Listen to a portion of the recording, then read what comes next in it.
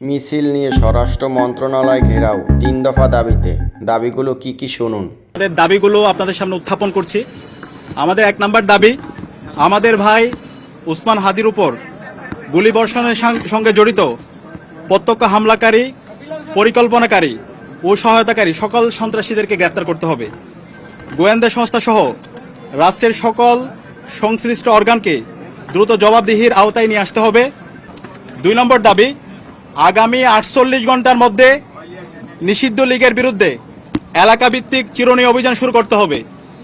নিষিদ্ধ ঘোষিত সংগঠনের বিভিন্ন স্তরের সকল সন্ত্রাসীদেরকে গ্রেপ্তার করতে হবে এবং সব ধরনের অবৈধ অস্ত্র উদ্ধার করতে হবে। এই বিষয়ে সরকারের অবহেলা আমরা সহ্য করব না।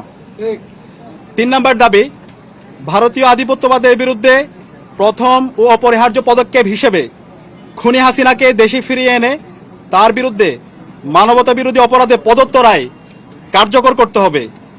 গণহত্যাকারী সন্ত্রাসীদের আশ্রয় দেওয়ার প্রতিবাদে ভারতের সঙ্গে কূটনৈতিক সম্পর্ক পুনর্বিবেচনা করতে হবে। অভিযুক্তদের ফেরত না দেওয়ার পূর্ব পর্যন্ত কূটনৈতিক সম্পর্ক স্বাভাবিক করা যাবে না।